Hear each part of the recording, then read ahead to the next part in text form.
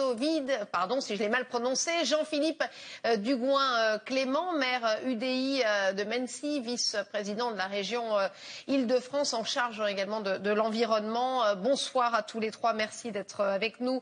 Vous avez donc évidemment suivi cette allocution de Jean Castex qui s'est achevée il y a quelques minutes seulement. Marc Delatte, je m'adresse aux députés de la majorité que vous êtes, mais aussi aux médecins. Est-ce que vous avez été plutôt satisfait des annonces de votre ministre ce soir?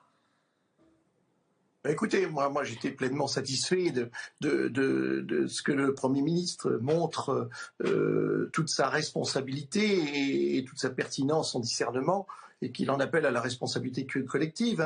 Il est vrai que la situation reste préoccupante quand un patient sur deux en réanimation est un patient infecté par la Covid. Et effectivement, le vaccin, c'est plus qu'une lueur d'espoir, mais ça n'empêche pas qu'il ne faille pas relâcher nos efforts et puis notre vigilance sur les gestes barrières. Voilà, donc évidemment, la situation est maîtrisée. Il y a un pilote dans l'avion, comme on dit, et il ne suffit pas de s'agiter comme un peu dans un bocal, comme j'entends beaucoup de mes collègues politiques de l'opposition, pour justement décliner un plan qui est tout à fait stratégique et efficient. Alors on va prendre évidemment dans l'ordre ces annonces, en commençant par parler des mesures de restriction. On parlera de la vaccination dans un second temps. Il y a bel et bien un pilote dans l'avion, Jean-Philippe Dugouin-Clément. Vous êtes d'accord avec Marc Delatte ? Il y a un gouvernement qui est en place, qui fait son travail avec une certaine forme d'autosatisfaction. Bon, moi je note qu'on ne peut que regretter collectivement que l'épidémie ne soit pas maîtrisée, que les chiffres qui étaient envisagés pour début décembre en soient très loin. Tout ça implique un certain nombre de conséquences graves pour l'ensemble de nos compatriotes. C'est tout le secteur de la culture, c'est tout le secteur du sport, c'est tout le secteur des loisirs qui va continuer à être mis sous cloche avec des gens qui tout simplement ne vivent plus. C'est toute la question des universités qui n'a pas été évoquée ce soir mais qui pose, je crois, un véritable souci, où on a une jeunesse aujourd'hui qui est en situation de rupture d'un point de vue éducatif mais également d'un point de vue psychologique pour beaucoup d'entre eux, et c'est quelque chose aujourd'hui, je crois, qui est assez minimisé, et on a été sur un exercice qui est un exercice de point d'information plus que de grands exercices. On va mettre la table par terre. Très clairement, il n'y a pas eu ce soir d'éléments qui n'étaient pas déjà connus depuis 24 ou 48 heures qui étaient apportés, en dehors de quelques éléments extrêmement techniques, comme notamment l'écart entre la première et la deuxième dose de vaccin, ce qui peut d'ailleurs permettre peut-être d'avoir un petit peu, mais là je me retourne vers les interlocuteurs médecins, d'avoir un petit peu plus de mou par rapport à la gestion des arrivées des stocks. On va effectivement en parler, Jean-Philippe Dugouin-Clément, parce que c'était une annonce qui peut avoir son importance. Effectivement, je vous propose, en tout cas sur ces mesures de restriction, d'écouter Jean Castex, qui effectivement n'a pas fait de grandes annonces, mais enfin en tout cas annoncé plutôt des mauvaises nouvelles qu'attendait de toute manière le monde de la culture et le monde de la restauration. Écoutez. Nous sommes loin de l'objectif des 5000 cas par jour qui correspond au seuil de maîtrise de l'épidémie. La pression sur notre système de santé reste élevée et nous ne sommes toujours pas sortis d'affaire. Nous devons retrouver une dynamique de baisse. C'est la condition pour reprendre le contrôle de l'épidémie. Pour y parvenir, cela me conduit à arrêter les dispositions suivantes. Premièrement, toutes les activités, tous les établissements, tous les équipements qui sont aujourd'hui fermés le resteront encore jusqu'à la fin de ce mois. Les musées, les cinémas, les théâtres, les salles de spectacle, les équipements sportifs ou de loisirs ne connaîtront dans les semaines qui viennent aucun assouplissement. Louis Fouché, on le sait, l'objectif est évidemment de maîtriser les admissions à l'hôpital. Vous êtes médecin anesthésiste réanimateur. Ça vous satisfait ces mesures? On imagine la déception, mais enfin ils s'en doutaient malheureusement pour eux, les restaurateurs, les bars, les restaurants qui ne sont pas prêts de rouvrir. C'était un mal nécessaire ce soir? Je vais d'abord me présenter. En fait, je n'ai pas de conflit d'intérêt. Tous les médecins qui doivent parler sur les plateaux de télévision doivent le dire. C'est une obligation légale, en fait, à laquelle personne ne devrait déroger. J'ai 450 € sur Transparence Santé et j'ai aucun conflit d'intérêt. Et je parle en mon nom et en tant que porte-parole du collectif Réinfo Covid et sûrement pas pour mon institution. Je tiens à en rester en bon terme avec mon employeur. Je crois qu'il faut absolument sortir du narratif que vous êtes en train de tisser, qui est absolument délirant et incohérent. Jean Castex, en fait, nous emmène dans un chemin labyrinthique qui est absolument fou. Il sort de son chapeau cette idée de 5000 cas par jour. Déjà, il ne s'agit pas de cas, il s'agit de tests à SARS-CoV-2 positifs avec des PCR. Donc, vous ne savez pas quels sont les seuils, quels sont les cycle thresholds qui sont utilisés, quels sont les kits qui sont utilisés. Dans ces cas, comme ils les appellent, mais qui sont des tests positifs, il y a 86% qui sont asymptomatiques. Et 93 à 97% qui sont asymptomatiques ou bénins. Donc on est dans proprement un délire d'avoir autant d'effets secondaires et collatéraux sur notre société par toutes les mesures qui sont réalisées par le gouvernement. Donc les gens ne sont pas malades du Covid, les gens sont malades des mesures gouvernementales et sanitaires qui sont entreprises. Ces mesures sont... on pouvait les penser peut-être légitimes au départ, mais l'expérience, c'est pas la réitération à l'infini de la même erreur. Et donc, il faut pas faire 2 fois, 3 fois, 4 fois la même erreur. C'est le principe même du système qualité qu'on nous serine à l'hôpital depuis des années et dans tous les secteurs de l'administration et de l'entreprise, c'est d'évaluer ce qu'on a fait. L'évaluation de ce qu'on a fait, c'est qu'il y a des effets collatéraux systémiques absolument phénoménaux sur l'université, comme l'a dit mon prédécesseur, sur les petits commerces, sur les artisans, sur le niveau de détresse psychologique, affective, sociale, relationnelle, collectif et individuelle. Et il faut absolument arrêter ça. Donc toutes ces mesures consistant à confiner, à faire des couvre-feux, à empêcher les gens de travailler, sont en fait simplement... pas évaluer à leur juste mesure, il faut évaluer le bénéfice et le risque. Le risque est bien plus majeur que le bénéfice. On n'a d'ailleurs jamais évalué le bénéfice réel sur la mortalité, sur le passage en réanimation, sur les formes graves, sur les formes symptomatiques lors des vagues précédentes. Donc s'il doit y avoir une 3e vague, et c'est fort possible, puisque dans les eaux des égouts de Marseille, par exemple, on voit réapparaître le virus, et on voit apparaître la grippe. Donc attention, méfie, la grippe va arriver peut-être en même temps. Eh ben, on devrait l'évaluer. Parce qu'en fait, actuellement, toutes ces mesures-là sont en train de tuer notre économie, de tuer notre culture, de tuer notre vie relationnelle et notre société, et nous emmènent tout doucement, en fait, vers un déferlement totalitaire de Khmers blancs technosanitaristes qui cherchent, en fait, à nous mettre en coupe réglée sur des motifs sanitaires. Ça n'a aucun rapport avec la santé, ça n'a aucun rapport avec ce qui se passe en réanimation.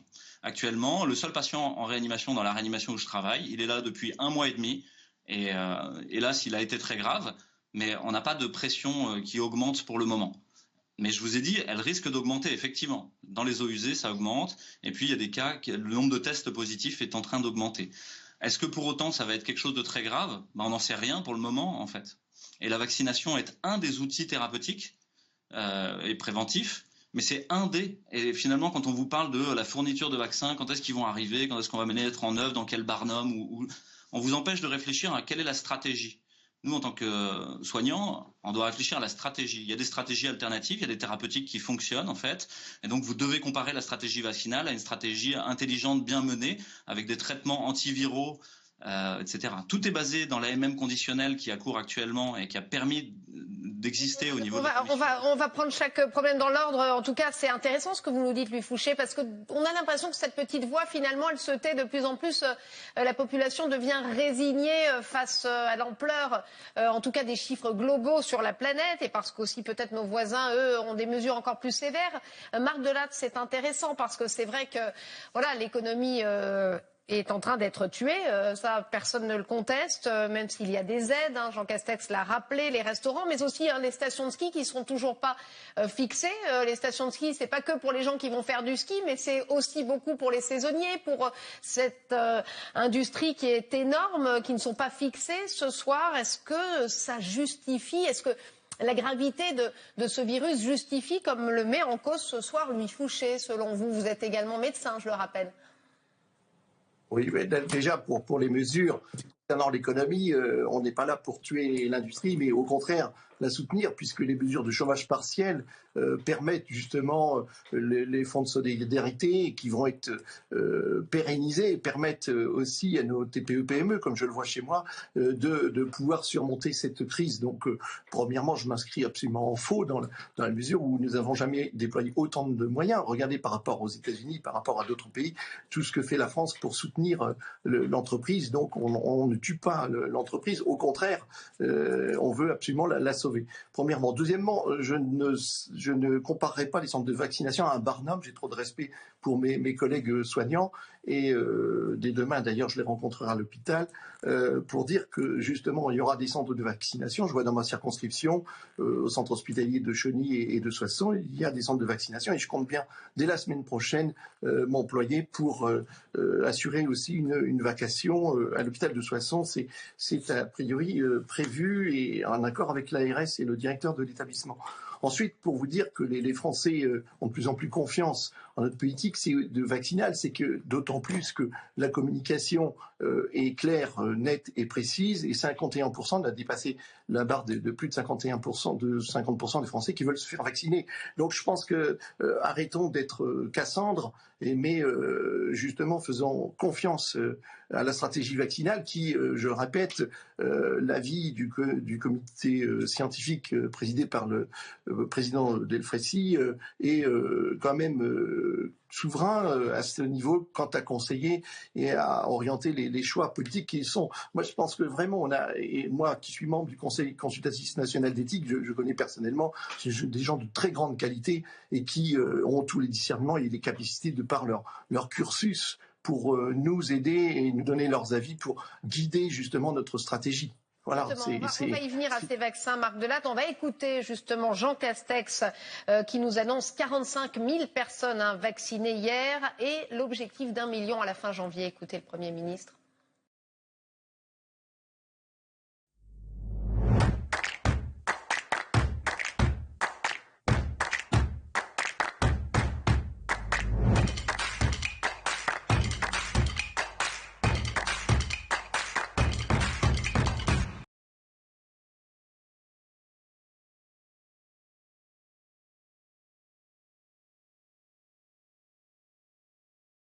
Vous souhaitez vous envoler pour Paris?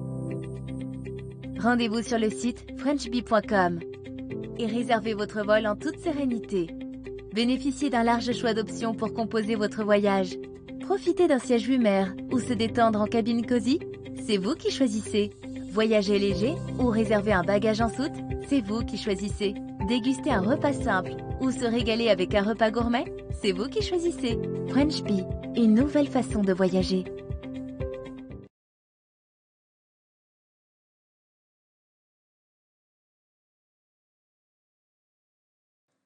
À très court terme, d'ici fin janvier, les quantités reçues et qui arrivent au cours du mois nous permettront d'être en capacité de vacciner au moins 1 million de personnes, soit le même nombre que nos voisins européens au prorata de notre population.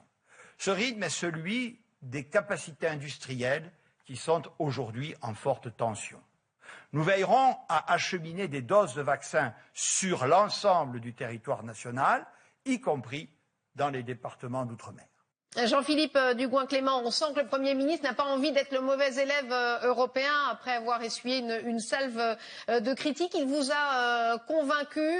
Vous pensez qu'il y a une amélioration sur cette stratégie de vaccination en France? On prend un bon chemin ou c'est plutôt mal parti, selon vous? Le gouvernement essaye de rattraper une situation où il a pris beaucoup de retard, même si on est dans un phénomène d'autosatisfaction et où le Premier ministre, comme le ministre de la Santé, ne le diront pas. Mais on a pris énormément de retard par rapport à nos voisins, par rapport à d'autres pays. On pourrait parler d'Israël, on pourrait parler de la Grande-Bretagne. Alors certes, la Grande-Bretagne, depuis le 31 décembre, n'est plus dans l'Union européenne, mais on s'aperçoit qu'il y a une volonté d'essayer de redresser la barre là-dessus. Bon, moi je suis quand même assez aujourd'hui inquiet sur quel est le pilote. Enfin, il y a eu toutes ces questions par rapport à des cabinets privés ayant été chargés d'établir une stratégie. Qui sont-ils? Pourquoi faire? Payés par qui? Quel coût? A priori, on nous a parlé d'un cabinet initialement, on en est à 4 aujourd'hui. Donc le pilote de l'avion, c'est qui? Et je trouve qu'on a depuis une quinzaine de jours une sorte de flottement extrêmement fort entre le président de la République d'un côté, le comité scientifique d'un autre, le Conseil de défense, un comité citoyen qu'on vient de mettre en place, ces cabinets d'études qui viennent d'être découverts. Je pense qu'on a effectivement besoin d'avoir un cap. Aujourd'hui, les gens sont relativement sceptiques. Il faut dire les choses telles qu'elles sont par rapport à la puissance publique. Les gens ont besoin d'avoir des résultats, d'avoir des perspectives. Et aujourd'hui, on manque de résultats et de perspectives. C'est ce qui importe. C'est de pouvoir juger sur pièce, de voir vers quoi on va. Moi, j'aurais aimé ce soir que le Premier ministre prenne la main qui lui a été tendue par les présidents de région. Les présidents de région ont fait 9 propositions pour travailler avec l'État sur la situation sanitaire. C'est quelque chose qui a été gentiment botté en touche avec 2 sourires et 2 rodomontades, mais où concrètement, il n'y a pas eu de souhait de travailler avec les collectivités locales. Je le regrette. C'est vrai qu'il n'y a pas eu de mots. Vous avez raison pour répondre à ces présidents de région qui ont tendu la main au gouvernement. Louis Fouché, on a entendu le Premier ministre se justifier de cette lenteur au démarrage par le fait qu'on a choisi de vacciner dans les EHPAD. C'est audible pour vous? Parce que c'est vrai qu'on entendait Jean Castex, on avait l'impression que tout avait été très bien fait en termes de campagne de vaccination, pour le moment en tout cas. On se contrefout des modalités pratiques de la campagne de vaccination, en fait. C'est une narration dans laquelle on vous emmène, vous empêchez de réfléchir réellement au fond. Au fond, c'est est-ce que ce vaccin est utile? Est-ce qu'il est risqué? Est-ce qu'il est prudent de le faire? Est-ce que la balance bénéfice-risque a été bien pesée? On cherche à vous emmener toujours dans une narration disruptive, à essayer de vous couper l'herbe sous le pied pour toujours aller plus vite. On est toujours en retard, on serait toujours en retard, il faudrait se mettre en conformité. En fait, ça, c'est du délire. Est-ce que vous avez déjà pris une décision dans votre vie dans la précipitation et dans la peur, qui se soit révélée une bonne décision? Ah non. Donc en fait, vous devez prendre le temps de regarder. Les seules données que vous avez sur ce vaccin Pfizer-BioNTech pour le moment sont celles fournies par le laboratoire sur un essai de phase 3. Même laboratoire qui a été condamné sur ces 10 dernières années à plus de 800 millions de dollars de condamnation pour données frauduleuses, pour falsification de données et publicité mensongère. Donc vous devez à tout le moins être prudent. C'est ce que vous dit Aristote. Il vous dit soyez dans la phronésis, l'intelligence du courage, la prudence en fait, la sagesse contextuelle.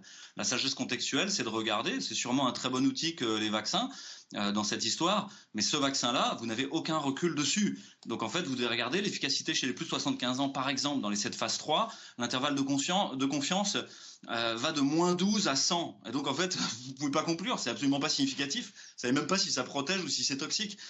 Donc vous n'en savez rien. De même sur les effets secondaires, dans les 5 premiers jours, le CDC a fait un rapport d'étape qui a montré qu'il y avait plus de 2,8% d'effets secondaires qui induisaient des arrêts de travail prolongés, une cessation de l'activité quotidienne normale pendant plus de 48 heures. Donc attendez, restons calmes quoi. Regardons, soyons prudents en fait. Et donc moi je suis très content que ça patine au démarrage parce que ça permet de protéger mes concitoyens et de leur laisser aller regarder en face quelles sont les vraies datas dont on dispose pour savoir si ce vaccin est sûr, s'il est efficace et si on ne devrait pas prendre son temps. Et puis les laisser regarder autre chose, c'est toutes les thérapeutiques alternatives qui sont en train de se faire jour au cours des études, que ce soit le cuivre, la vitamine D, la vitamine C, l'hydroxychloroquine, le zinc, le Zithromax et l'ivermectine. Toutes ces stratégies-là n'ont même pas été regardées en face, alors qu'elles sont hyper intéressantes. Vous avez une létalité à l'IHU de Marseille pour ceux qui sont traités, ne serait-ce qu'avec une toute petite partie de ce que je viens de dire. L'hydroxychloroquine qui n'a pas eu un franc succès en France, on vous le rappelle, Louis Fouché, donc vous n'avez pas été entendu. Et cessez de seriner ce que disent les médias mainstream. Allez regarder les travaux qui sont faits. Il y a plus de 200 études sur le sujet, plus de 170 études en peer reviewing. Donc il y a un moment, il faut regarder en face. Je crois que vos téléspectateurs doivent aller regarder ces 19 studies, le Twitter d'Éric Chabrière, la chaîne YouTube de l'IHU, la chaîne YouTube de Réinfo Covid, et puis à un moment regarder en face le fait que BFM leur raconte n'importe quoi, Le Point, Les Échos, etc. Sont tous BFM, ça tombe bien. On va donner la parole à Marc Delatte, voilà, qui effectivement réagissait à ce que vous dites, mais voilà, c'est vrai que Marc Delatte, ce que dit votre confrère, parce qu'il est aussi médecin, eh bien il faut l'entendre parce que c'est ce que pense aussi une partie peut-être des Français. Qu'est-ce que vous lui répondez, hein? Vous parlez d'ailleurs des plus de 75 ans, ils vont se faire vacciner à partir du 18 janvier, a dit Jean Castex. Ce que j'ai entendu, c'est confondant. Je ne sais pas s'il faut en rire ou en pleurer. En tout cas, vos téléspectateurs le voient bien. Je pense que le cuivre ou le zinc n'ont pas montré d'effet sur la Covid. Et quoi qu'il en soit, on a commencé à vacciner depuis le 27 décembre. C'est faux. Allez voir les études, monsieur Delatte. En fait, vous devez travailler. Vous devez commencer à travailler. C'est la seule chose. Il faut savoir, nous avons des certitudes. D'abord, c'est sauver des vies. Et merci au ministère de la Santé, merci à l'ensemble des soignants. Et il faut bien savoir que c'est le vaccin. Il n'y a pas d'autres alternatives. Et que ce vaccin, on l'a bien.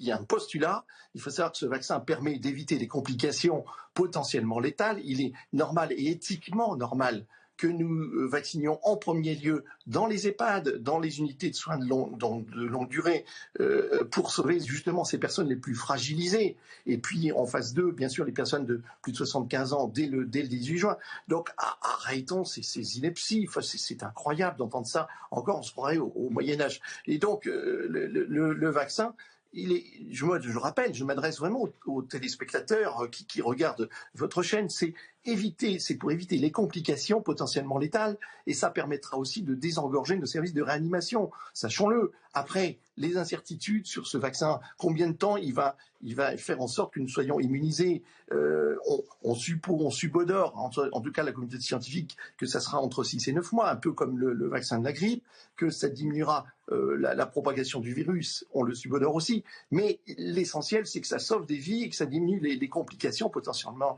létales. Voilà quoi. Mais quand j'entends le cuivre, le zinc, mais dans quel monde vous vivez, monsieur? Mais vraiment, je ne sais pas.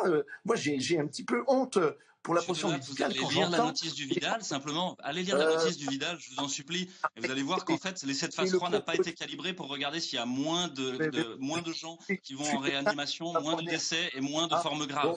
Donc en fait, vous êtes en train de dire n'importe quoi à l'inverse de la science avérée. Le Conseil de l'Ordre pourrait même vous poursuivre pour ça. On ne vous mettra pas d'accord ce soir. En tout cas, les deux opinions ont été clairement dites. Ce soir, Jean-Philippe Dugoin-Clémence. Les gens doivent regarder ça en face. Oui, ça vous inspire quoi, justement, parce que ce débat, finalement, c'est le reflet de la société française aujourd'hui, avec beaucoup de scepticisme dans le pays, et puis la nécessité pour beaucoup d'autres médecins bien de vacciner. Qu'est-ce que ça vous inspire assez rapidement, s'il vous plaît, parce qu'on arrive à la fin de ce débat? Qu'on est dans une société qui est fracturée, où aujourd'hui il y a la moitié des gens qui souhaitent se faire vacciner, l'autre moitié qui sont inquiètes ou qui ont des réticences par rapport à ce sujet-là, et où je pense que si on veut aller au-delà des réticences ou des peurs par rapport au vaccin, eh bien déjà c'est d'arriver à décliner des protocoles de vaccination qui soient efficaces, qui aillent vite, qui puissent faire que de proche en proche des gens décident de se faire vacciner, qu'un certain nombre d'élus nationaux donnent eux-mêmes l'exemple d'assumer le fait d'être prêts à se faire vacciner. En Angleterre, la reine d'Angleterre s'est fait vacciner. Pourquoi est-ce que le ministre de la Santé, le Premier ministre ou le Président de la République ne le font pas? Je pense que c'est aussi un moyen de rassurer des craintes. Et puis, au-delà de ça, au-delà de la question du vaccin, je crois qu'il y a un vrai sujet. Il y a eu un Ségur de la santé qui a été annoncé avant l'été. On sait qu'on est dans une situation épidémique importante, que dans les années qui viennent, on peut avoir d'autres virus de ce type. Qu'est-ce qui a été fait pour essayer de mettre un coup d'arrêt à la paupérisation de l'hôpital français et du système de santé français qu'on a subi depuis une quinzaine d'années, ce qui n'est pas du fait d'ailleurs de ce gouvernement actuellement. Qu'est-ce qui a été fait pour essayer d'adapter nos réponses en termes de soins à des besoins qui vont aller, je le crains, dans les années qui viennent, en grandissant, parce qu'on est aussi confronté à un certain nombre d'évolutions de l'environnement, un certain nombre de confrontations à la pollution, un certain nombre d'accélérations des mobilités qui font que ce type de pandémie mondiale est susceptible de beaucoup plus se développer rapidement et beaucoup plus se renouveler qu'il y a encore quelques années. Merci à tous les trois. En tout cas, Jean-Philippe Dugouin-Clément, Louis Fouché et Marc Delatte d'avoir été avec nous pour ce décryptage ce soir. Merci à vous.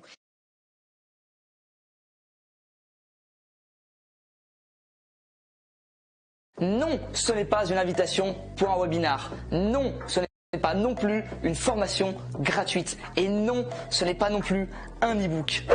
Ici, on est dans le concret et j'aimerais vous présenter ma toute dernière étude de cas dans laquelle je vous présente comment j'ai réalisé un demi-million d'euros de ventes sur Internet